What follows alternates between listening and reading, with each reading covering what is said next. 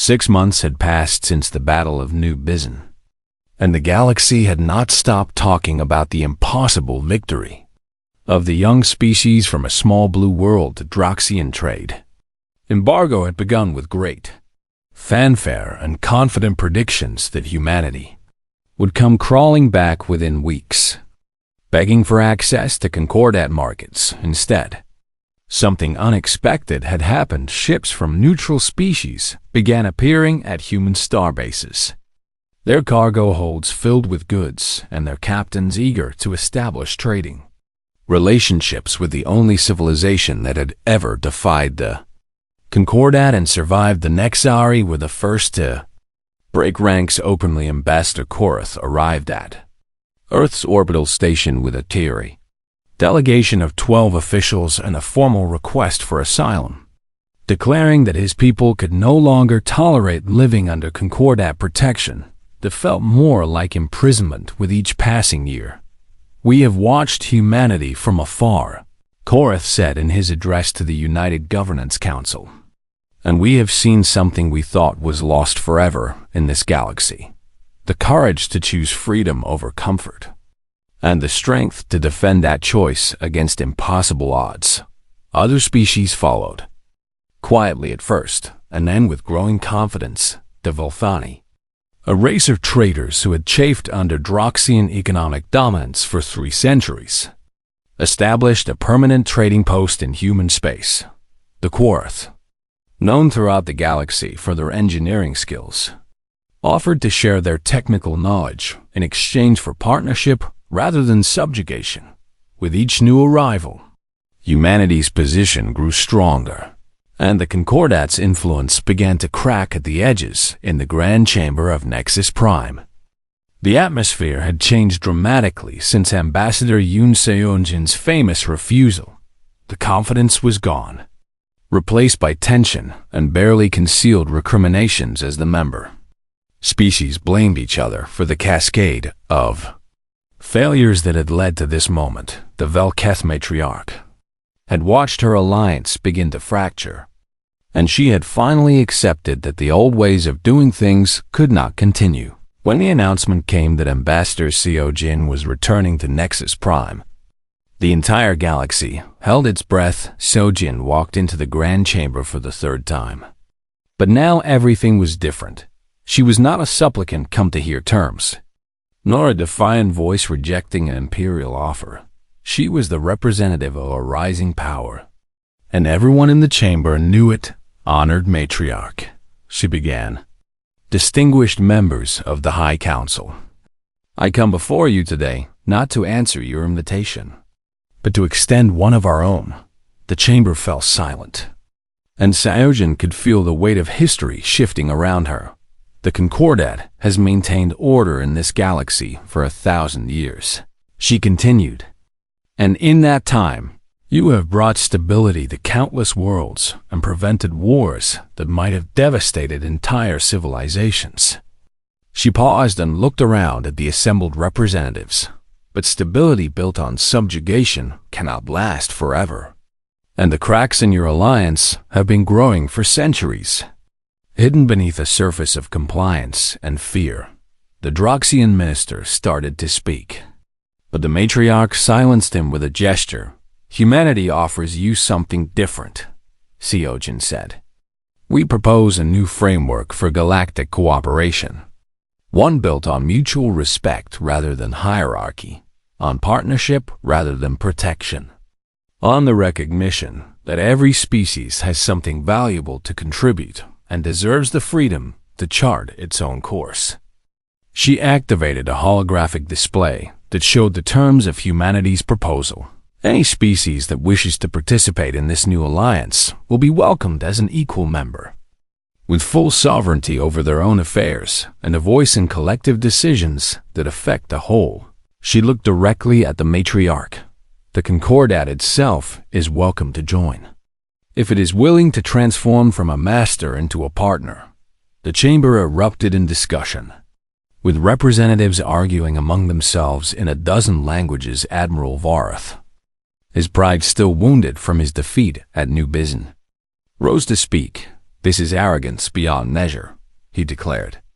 "A species that has been among the stars for less than 2 centuries presumes to lecture civilizations that were building empires before humanity discovered fire."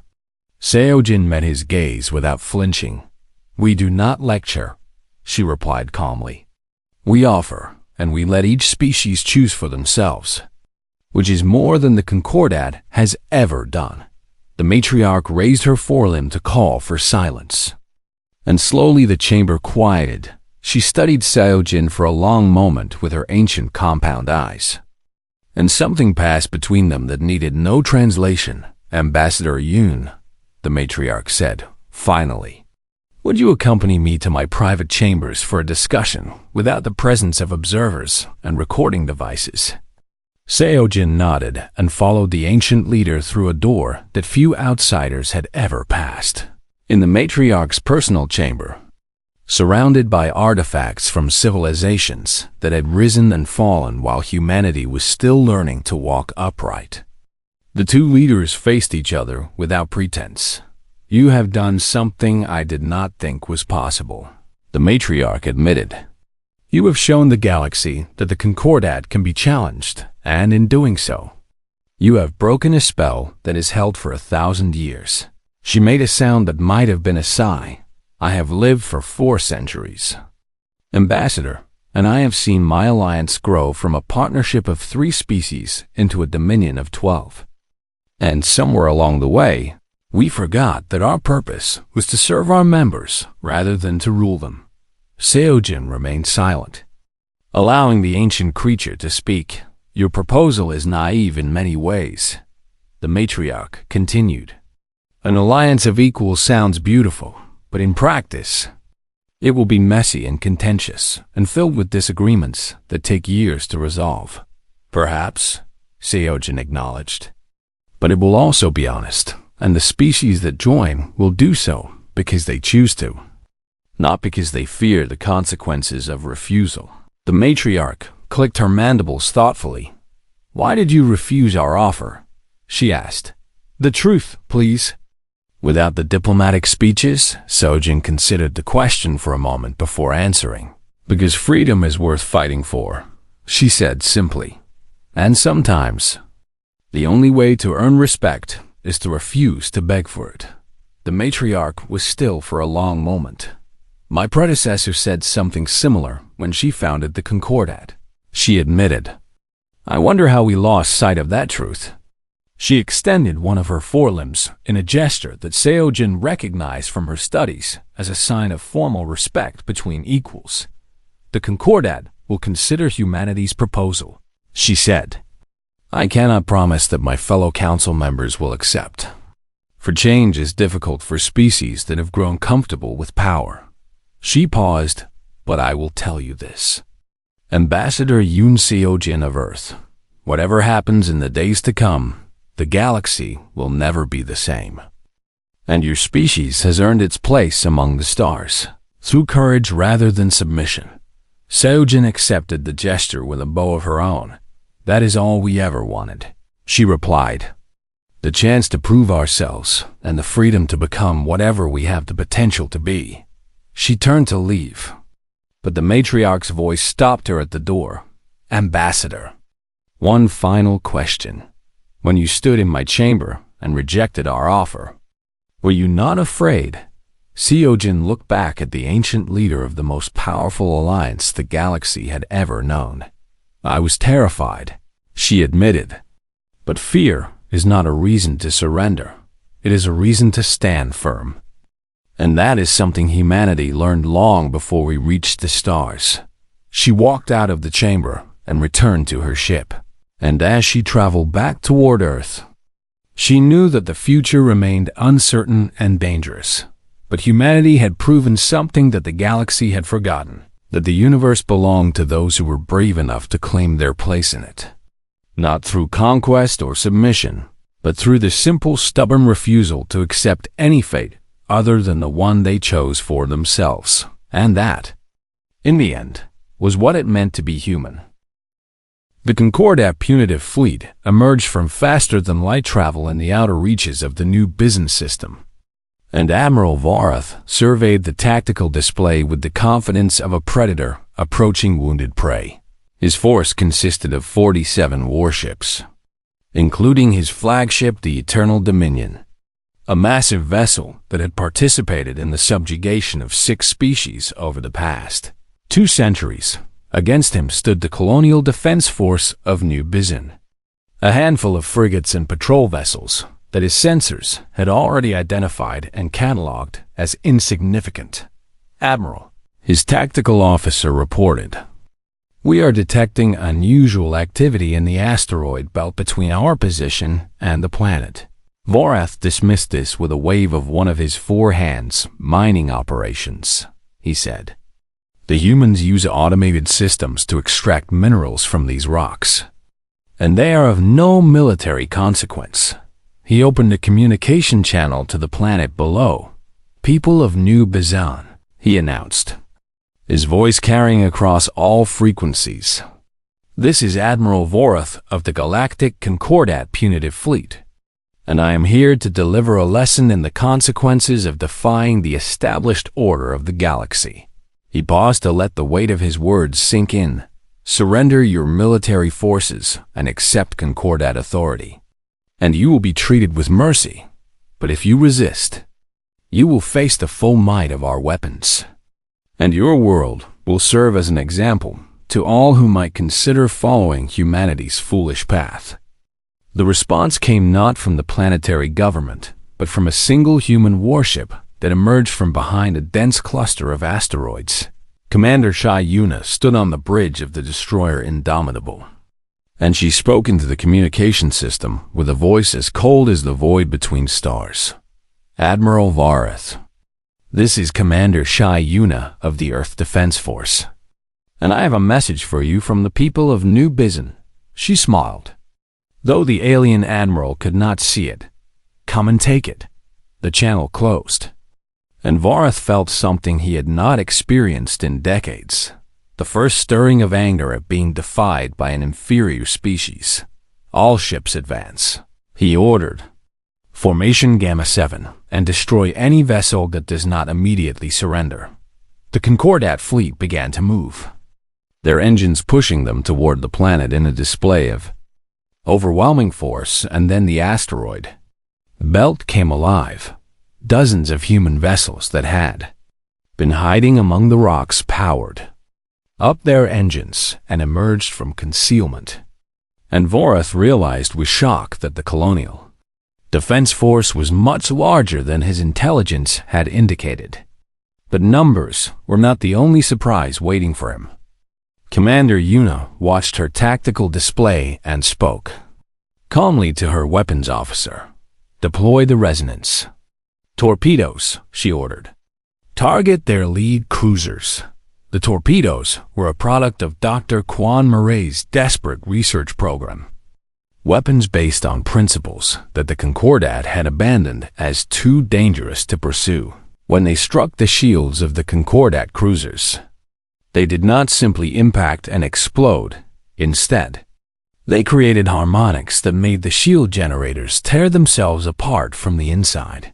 2 cruisers lost their defensive screens in the first volley, and human gunners immediately concentrated fire on the exposed vessels. Vorath stared at his display in disbelief as one of his ships broke apart under the assault. "What manner of weapons are those?" he demanded.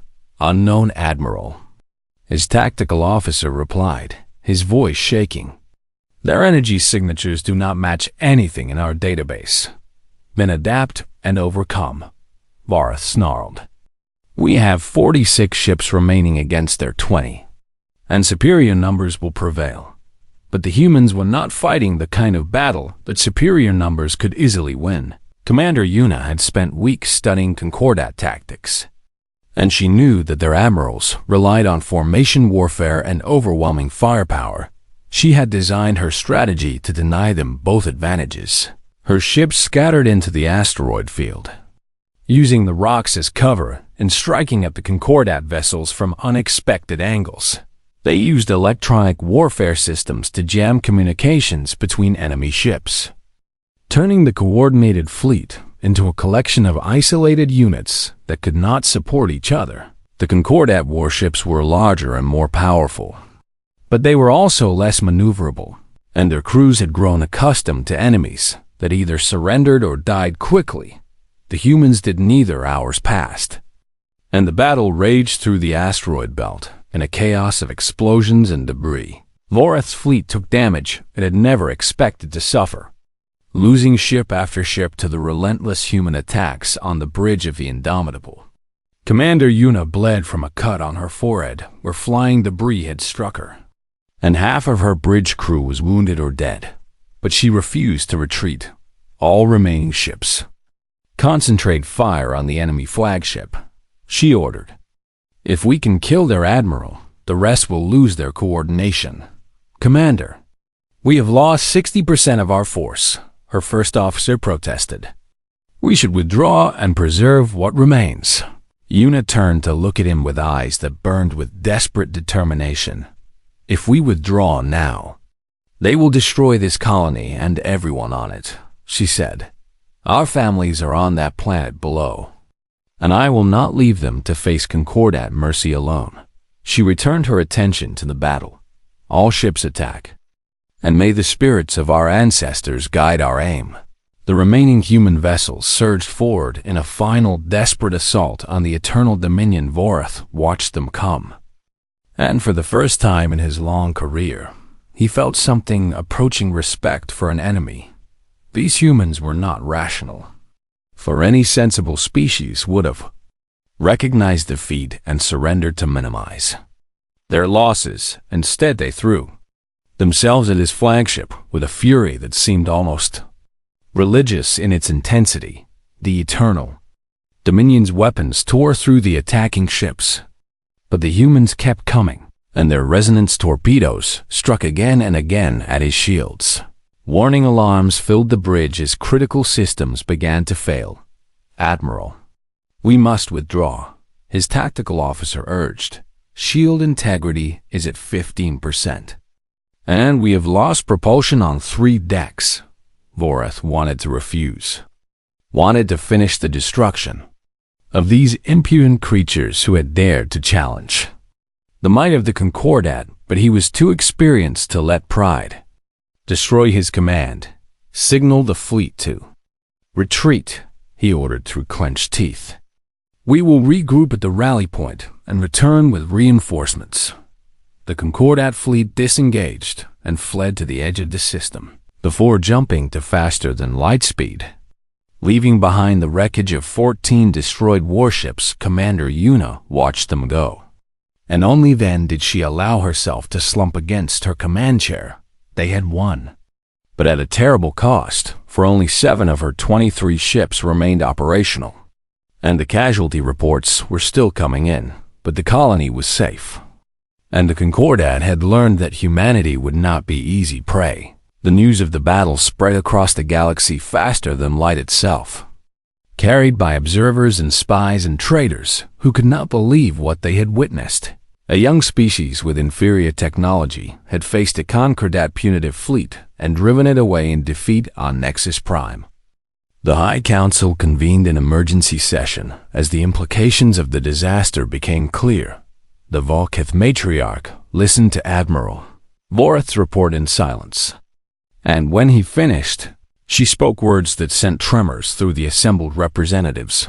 We did not invite a supplicant to join us, she said slowly. We awakened a competitor, and across the galaxy, species that had lived under Concordat dominion for centuries began to whisper among themselves about a distant world called Earth, and a people who had proven that the masters of the galaxy could bleed. The broadcast of Ambassador Seojin's refusal reached Earth within hours, and by the time the sun rose over the Pacific Ocean, the world had already begun to change. General Park Ji-hoon stood in the command center of the orbital defense platform called Sentinel-1, watching data streams flow across dozens of holographic displays as reports arrived. From every corner of human-controlled space, he was a tall man with gray at his temples and scars on his hands from battles fought decades ago. and he had spent his entire career preparing for a war he hoped would never come. Now that hope was gone, and only preparation remained. Status report, he said, and his voice carried the calm authority of a man who had long ago learned to master his fear. Colonel Shin Yoonji stepped forward with a tablet in her hands. All active military vessels have been recalled to defensive positions around our core worlds, she reported. Reserve fleets are being activated at shipyards across the colonies, and we have begun emergency production protocols at every facility capable of building warships. Ji-hoon nodded and turned to study a map that showed the position of human settlements scattered across a position of human settlements scattered across a mayos, a small corner of the galaxy. They were so few and so fragile compared to the vast territory controlled by the Concordat, and he knew that in a straight military confrontation, humanity would be crushed within months. But General Park Ji-hoon had not risen to his position by thinking in straight lines. What about the civilian population? He asked. Evacuation drills are being conducted on all outer colony worlds. Yoonji answered. Underground shelters are being expanded on the core planets, and we have begun distributing emergency supplies to every settlement. Good, Ji-hoon said. If war comes, we must be ready to protect our people first and fight second, on the surface of Earth.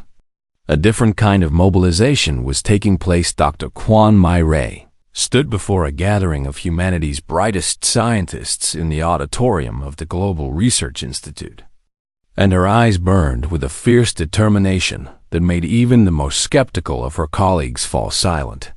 The Concordat has centuries of technological advancement over us, she began. Their ships are faster, their weapons are more powerful, and their shields can withstand attacks that would vaporize our vessels. She paused and smiled, and there was something almost dangerous in that expression.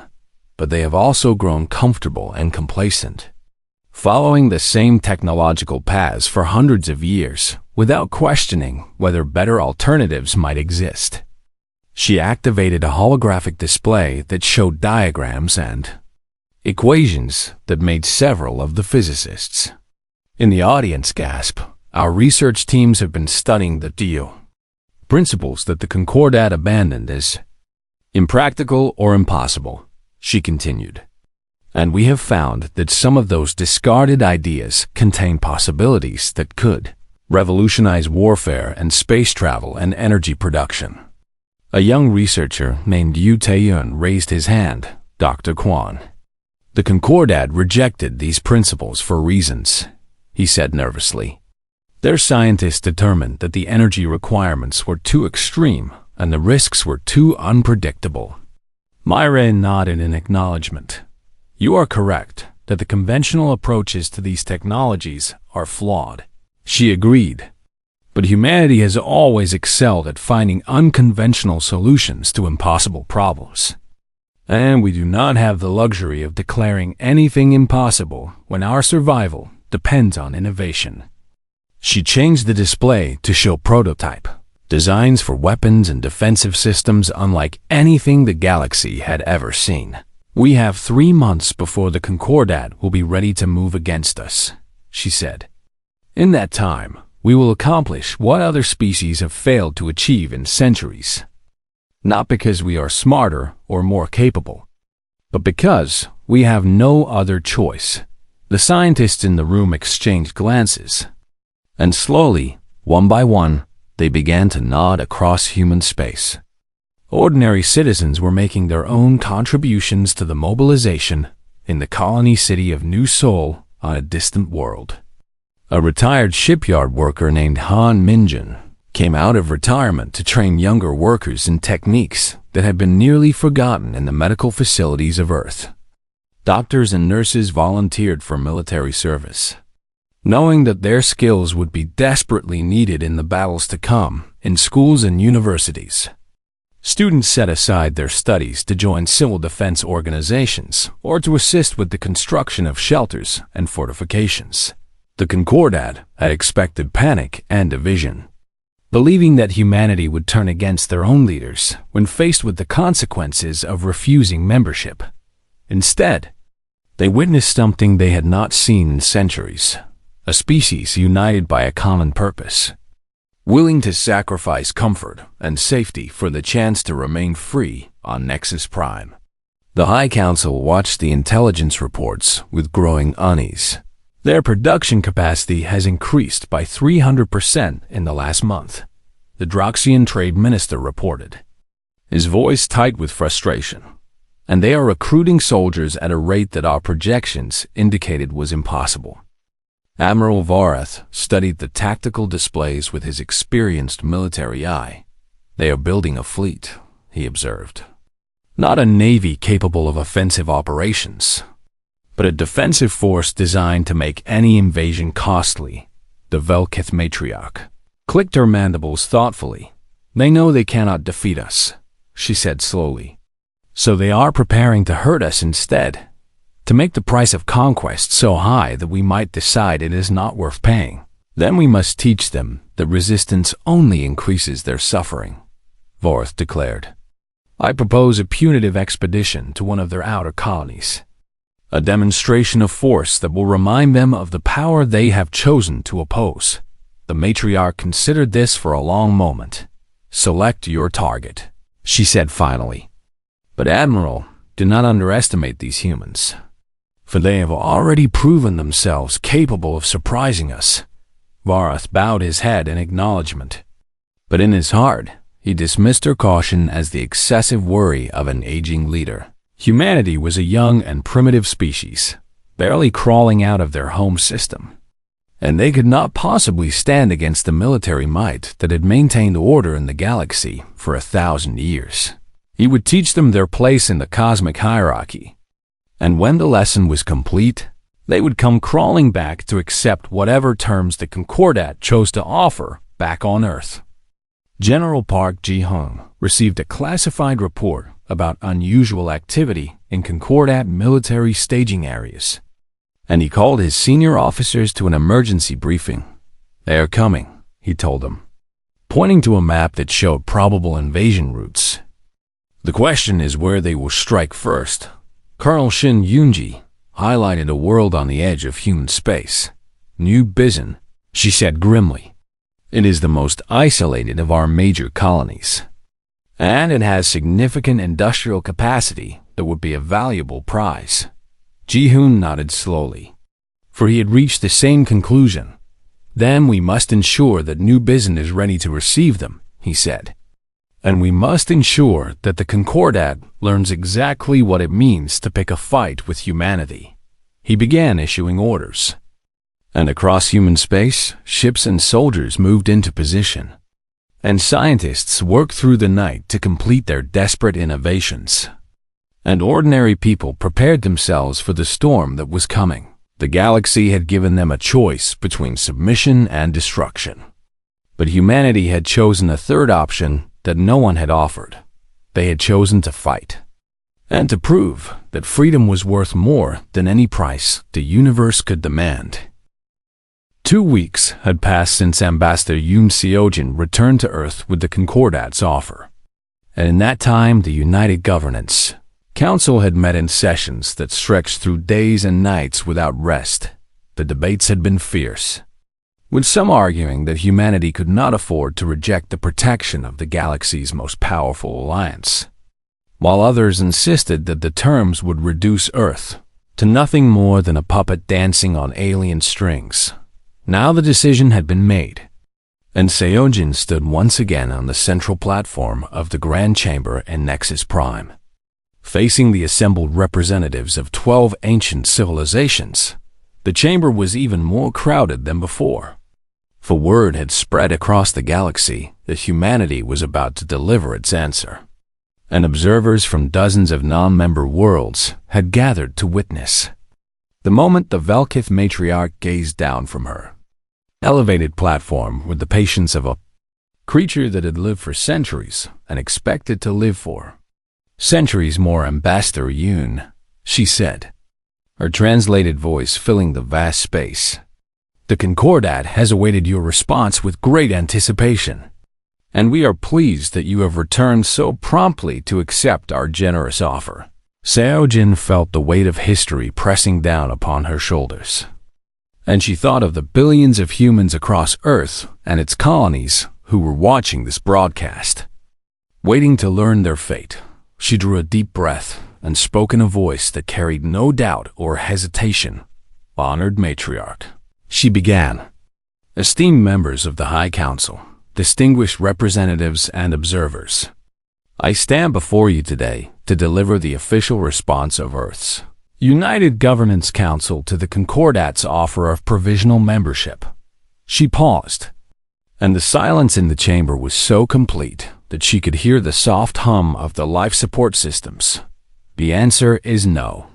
For a moment, nothing happened, as if the translator devices had malfunctioned and the aliens had not understood her words. Then a wave of reaction swept through the chamber. Gasps and clicks and whistles in a dozen alien languages, and the matriarch's antennae went rigid with shock. I must have misunderstood, the Droxian trade minister said, leaning forward with his scales flushing dark with confusion. Surely you mean that Earth accepts with certain requested modifications to the terms. There is no misunderstanding, Seojin replied calmly. Earth has reviewed the terms of provisional membership in full detail, and we have concluded that acceptance would be incompatible with our fundamental values and our vision for humanity's future among the stars. Admiral Varath rose from his seat, his forearms spread wide in a gesture of disbelief. This is unprecedented, he declared. No species has ever refused membership when offered, and the consequences of isolation are too severe for any rational civilization to choose such a path. Seojin turned to face him directly. Then perhaps humanity is the first species irrational enough to value freedom more than safety, she answered.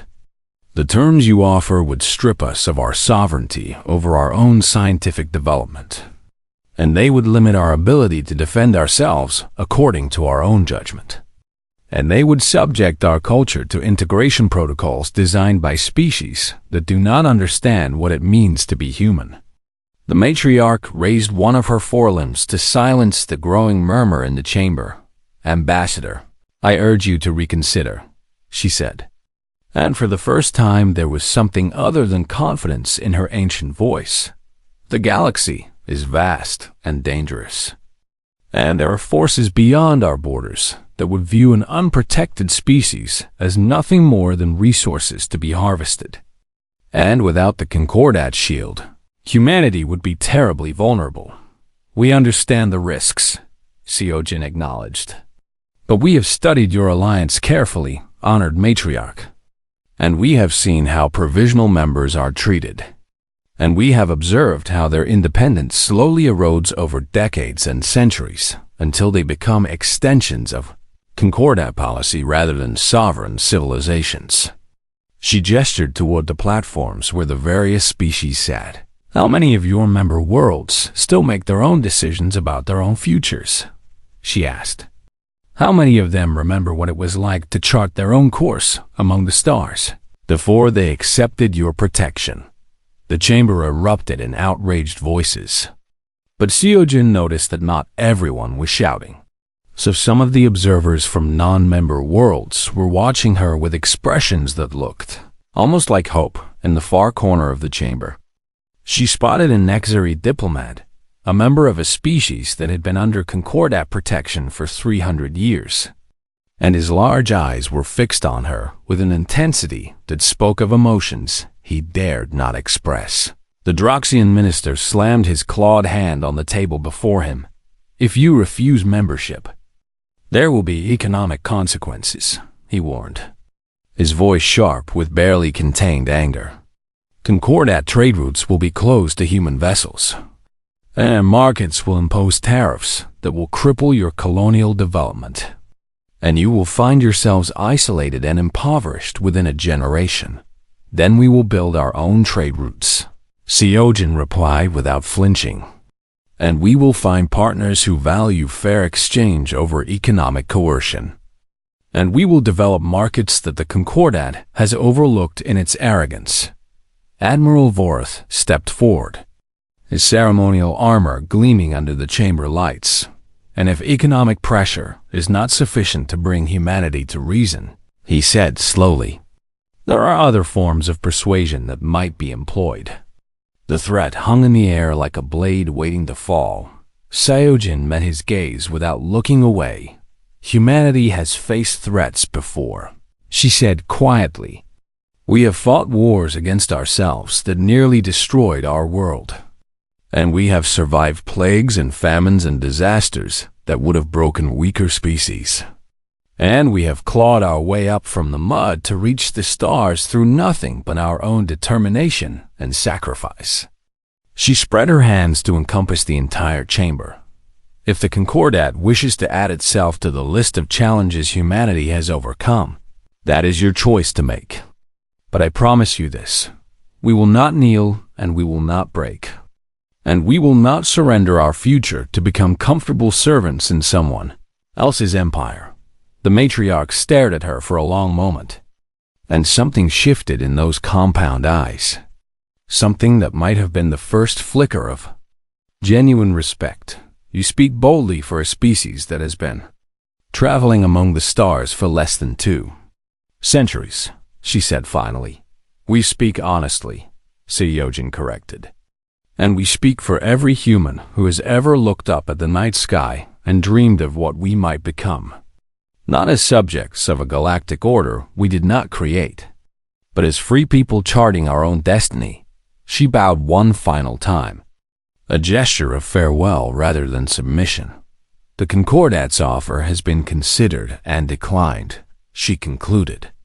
If you wish to deal with humanity in the future, you will find us willing to negotiate as equals. But we will never accept terms that reduce us to anything less. She turned and walked from the chamber, and the broadcast of her words had already reached every corner of known space, carrying a message that would be remembered for generations. Humanity had looked upon the greatest power in the galaxy and said, no, and nothing would ever be the same again. The station called Nexus Prime hung in the darkness between stars, like a jewel made of light and metal. And Ambassador Yoon Seo-jin watched it grow larger through the viewport of her shuttle as they approached the docking bay. She had spent 3 months preparing for this moment, studying the 12 species of the Galactic Concordat, memorizing their customs and their histories and their carefully hidden weaknesses. And now the time had come to face them in person. The shuttle trembled slightly as the docking clamps engaged, and Seojin stood from her seat and straightened her formal uniform. The deep blue fabric marked with the golden emblem of Earth's United Governance Council. Her aide, a young man named Lieutenant Baek Junho, handed her a data tablet containing the latest intelligence briefings. The High Council has assembled in the Grand Chamber, he said quietly. All 12 species are represented, and there are observers from at least 30 non-member worlds watching the broadcast. Seojin nodded and tucked the tablet under her arm without looking at it, for she had already memorized everything it contained. The airlock hissed open, and she stepped onto Nexus Prime for the first time. The corridor stretched before her like a cathedral of alien architecture, the walls curving in ways that seemed to defy human understanding of geometry. And the air carried strange scents that her nose could not identify. A delegation waited to greet her, led by a tall figure draped in shimmering robes that changed color with each movement. This was Counselor Thex of the Meridani, a species known for their diplomatic skills and their ability to read emotional states through chemical signals in the air. Ambassador Yoon, Thex said, the translator device rendering the alien's melodic speech into clear English. The Galactic Concordat welcomes humanity to Nexus Prime, and we are honored that your species has chosen to answer our invitation. Seojin offered a small bow, just deep enough to show respect without suggesting submission. "The honor belongs to Earth," she replied. "We have long watched the Concordat from afar, and we are grateful for the opportunity to discuss our potential future together." Dex's robe shifted to a pleased shade of amber, and the counselor gestured for Seojin to follow. They walked through corridors filled with beings of every shape and size, some walking on two legs like humans, others floating on currents of anti-gravity technology, and still others crawling along the walls and ceiling with dozens of limbs. Seojin kept her expression calm and curious, showing neither fear nor excessive wonder, for she knew that every reaction would be analyzed and reported. The grand chamber opened before them like the inside of a massive sphere, with platforms arranged in a rising spiral around a central speaking floor. Each platform bore the banner of a different Concordat species, and Seojin recognized them all from her studies. The Valkith occupied the highest platform, their insectoid forms gleaming under the artificial lights, and the matriarch herself sat at the center of their delegation, her compound eyes watching Seojin with ancient intelligence. Below them sat the Droxians, their scaled faces impossible to read, their clawed hands resting on tables covered with trade documents and economic projections. The Githari military delegation wore their ceremonial armor, and Admiral Vorath stood at attention with his forearms clasped behind his back. Species after species filled the chamber, representing civilizations that had traveled among the stars while humanity was still learning to make fire. Seojin walked to the central platform and stood alone. Under the weight of all those alien eyes, Ambassador Yoon Seojin of Earth announced a mechanical voice that echoed through the chamber. "You have been invited to hear the terms of provisional membership in the Galactic Concordat, and to carry these terms back to your governing council for consideration." The Valkith matriarch rose from her seat, and despite her age, her movements were smooth and precise. "Young species," she began, her voice carrying the authority of centuries. "The Concordat has watched your development with interest, and we have determined that humanity has reached the threshold of galactic civilization. And so we extend to you an opportunity that has been offered to only 47 species in the last 1,000 years. A holographic display activated in the center of the chamber, showing documents and diagrams that outlined the terms of membership. Seojin listened as the matriarch explained each provision, her face revealing nothing of her thoughts. Humanity would be granted access to Concordat shipping lanes and trading posts, and they would receive protection under the Mutual Defense Treaty that bound all member species together. In exchange, Earth would submit to technological oversight by the Concordat Science Council, ensuring that human development proceeded along approved pathways. Military forces would be limited to defensive capabilities only, with offensive weapon systems subject to Concordat approval. Cultural integration protocols would be implemented to help humanity adapt to galactic society, including educational programs designed by the Valkith themselves. The Droxian trade minister spoke next, his voice cold and efficient. "The economic benefits of membership are substantial," he said, displaying charts and figures that showed the wealth flowing through Concordat systems. Non-member species face tariffs and restrictions that make interstellar commerce nearly impossible. But as provisional members, humans would have access to markets representing over 300 billion consumers. Admiral Vorath added his voice to the presentation. "The galaxy is not a safe place," he warned. "There are threats beyond Concordat space that would view humanity as easy prey, and without our protection, your colonies would be vulnerable to raiders, pirates, and worse." When the presentation concluded, the matriarch looked down at Seojin with something that might have been kindness or might have been condescension. "We understand that these terms may seem restrictive to a young and ambitious species," she said, "but they are designed for your own protection. and many civilizations have chafed at them initially, only to recognize their wisdom in time. Seojin remained silent for a long moment, letting the weight of the offer settle over the chamber. "I thank the High Council for this detailed presentation," she said finally, her voice steady and clear. "These terms represent a significant commitment, and I must return to Earth to consult with the United Governance Council before providing our response." The matriarch's antennae twitched in what might have been surprise. "Of course," she said. "We would expect nothing less, and we will await your answer with confidence. For no species has ever refused the opportunity we offer." Seojin bowed again. "Just as precisely as before, Earth will give your offer the consideration it deserves," she replied.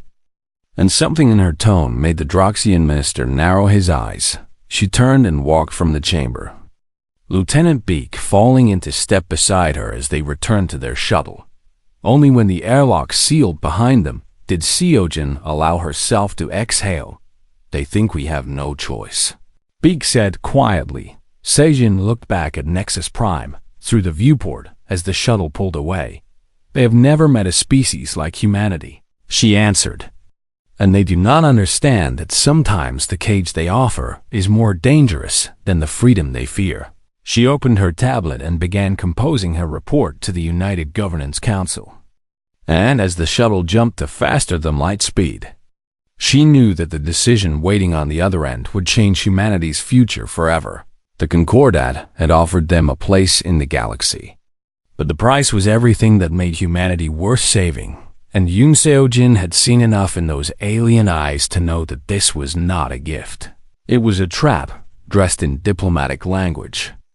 And humanity would have to decide whether to walk into it willingly or stand alone against the darkness between the stars.